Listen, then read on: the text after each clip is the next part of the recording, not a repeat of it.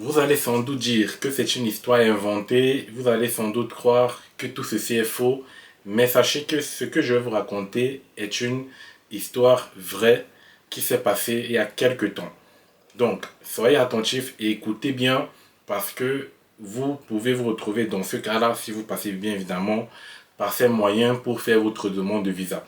Donc, il y a certains risques dans la vie qu'il ne faut pas prendre. Et lorsque vous prenez des risques ou que vous passez par des moyens, c'est-à-dire par la route qui n'est pas droite, c'est-à-dire que vous voulez essayer de faire comme ça, sachez que ça va vous tomber dessus d'un moment à l'autre. Voilà. Donc c'est important de rester honnête et c'est important de faire les choses dans la légalité. De faire les choses dans la légalité. C'est très important ce que je vous dis. Donc, là, j'ai le cas de deux étudiants. Deux étudiants qui sont frères. Voilà, ils sont à l'université dans leur pays. Je ne vais pas citer le nom du pays. Voilà, pour ne pas... voilà, je ne vais pas citer vraiment, pour ne pas les mettre...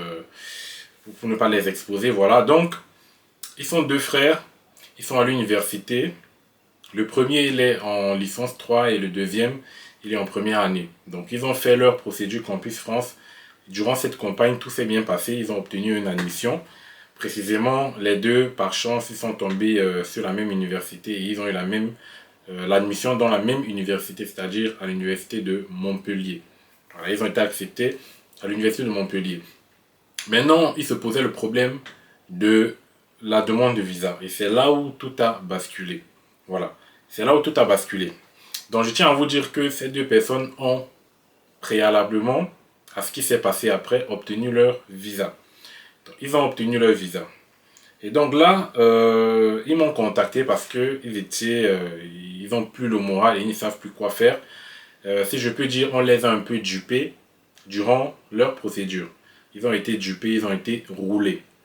Voilà, donc faites attention à tout ce que vous faites durant la procédure, aux personnes que vous côtoyez, surtout lorsque vous faites des demandes de documents. Ça, c'est très important. Et du coup, je vous affiche le message qu'ils m'ont envoyé. Voilà. Ils m'ont donné l'autorisation, bien évidemment, de faire une vidéo dessus. Hein. Donc là, il n'y a pas de souci. Je vous lis le message et je vous affiche ça à l'écran. Bonjour monsieur, j'espère que vous allez bien. Voilà ce qu'il me dit. Je viens vers vous dans une profonde détresse. Je ne sais plus quoi faire. J'ai commis une erreur, une grave erreur. Mon frère et moi avons été acceptés à l'université de Montpellier. Dans la difficulté de trouver un logement en France, on est passé par quelqu'un qui disait vendre des attestations d'hébergement. Voilà, donc ça c'est déjà la première erreur. Acheter des documents.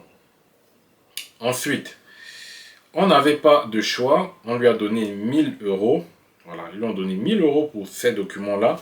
Pour avoir ces documents avec les pièces d'identité, c'est-à-dire les pièces d'identité de l'hébergeur, son contrat de bail, son avis d'imposition, ses quittances de paiement de loyer. Ils ont eu tous ces documents-là pour faire leur demande de visa.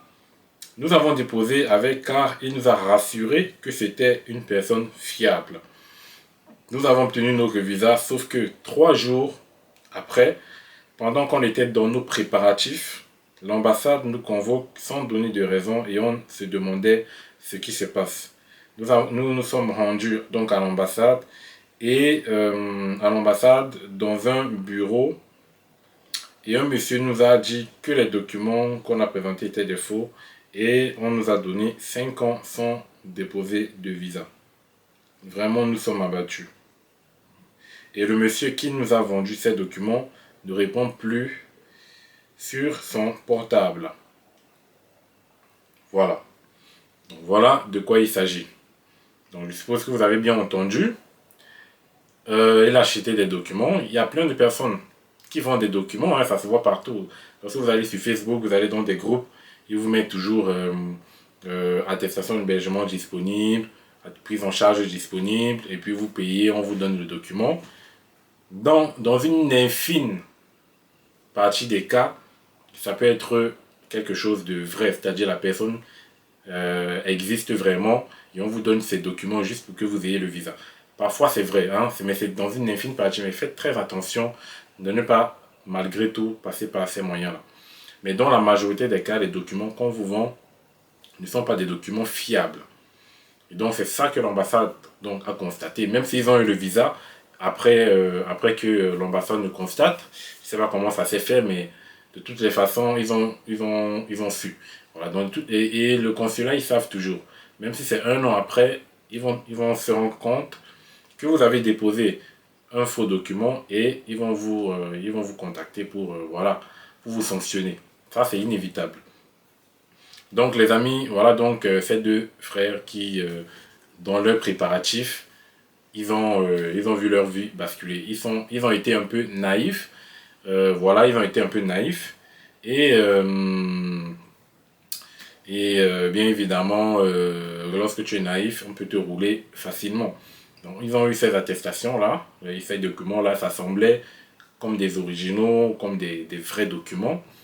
Mais sauf que c'était pas vrai. Voilà, donc ils ont premièrement eu 5 ans sans déposer de visa. Deuxièmement, ils ont dépensé de l'argent, 1000 euros, et la personne ne répond plus. Donc, faites attention. Voilà, c'est une vidéo vraiment pour vous dire de faire attention et de ne pas vous retrouver dans ces cas-là. Faites les choses, que ce soit acheter des documents ou toute autre chose. Par exemple, mentir. Vous pouvez mentir en faisant vos demandes de visa et ça vous rattrape après. Donc, ça ne sert à rien de mentir. Déposer tel quel. Même si vous avez un refus, vous pourrez toujours redéposer, corriger les choses en fonction du refus qu'on vous a donné. Il y a beaucoup d'étudiants qui ont eu des visas après qu'ils ont eu des refus. Donc faites attention, faites les choses normalement. Voilà, donc j'ai fait donc cette vidéo-ci pour sensibiliser vraiment tous ceux qui vont penser à vouloir acheter des documents pour faire leur demande de visa. Donc faites très très attention. Et voilà, donc merci d'être resté jusqu'à la fin de la vidéo. Surtout, n'oubliez pas de vous abonner, partager cette petite histoire, ça peut aider des gens, hein. Ça peut intéresser d'autres personnes. Et qu'est-ce que je leur ai dit? Je leur ai dit que bien évidemment, ça sera compliqué hein, parce qu'ils ont été fichés au niveau de l'ambassade hein, de France.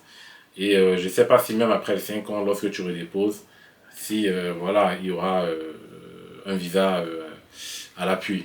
Voilà, donc je pense que lorsque tu es déjà fiché, c'est un peu cramé, voilà, à moins de passer par un autre pays.